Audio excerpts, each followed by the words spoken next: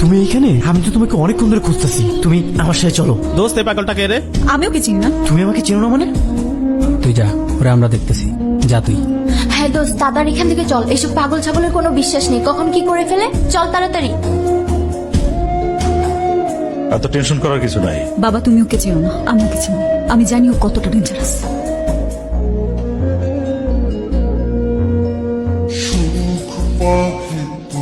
তোমাকে কিছু বলার ছিল।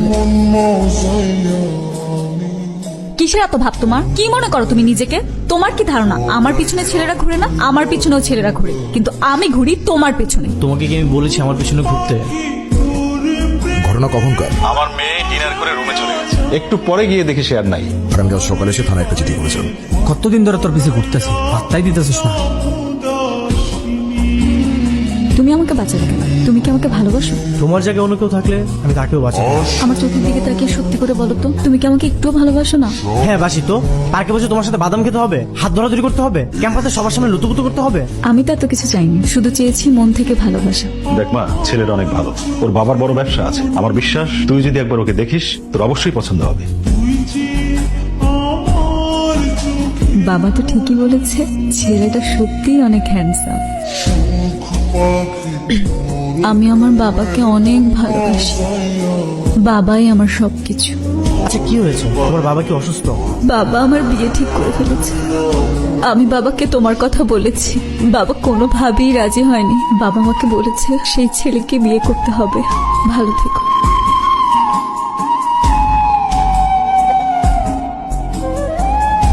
এখনো বউ হইনি, হব। তোমার মতো ছেলেকে জীবনসঙ্গী হিসেবে পাওয়া তো প্রত্যেকটা মেয়ের স্বপ্ন। আমি প্রথম দেখাতেই তোমার প্রেমে পড়ে গেছি। তারপর আমার কাছে মিথ্যা কান্নাকাটি করে আমাকে চিরবিদায় জানিয়ে ওর সাথে নতুন করে শুরু করেছিস?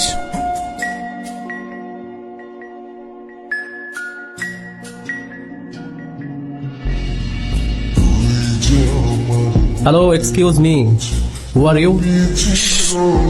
এমন মানে কেন করলি তুই আমার সাথে? তুমি এখান থেকে চলো। আমি যাবো মানে? আমি কোথাও যাবো না। তুই আগে আমাকে জবাব দে। এই, আমি তোর পিছনে ঘুরেছিলাম? আমি তো তোকে পাত্তাও দিতাম না। তুই আমার সাথে গায়ে পড়ে প্রেম করেছিলি।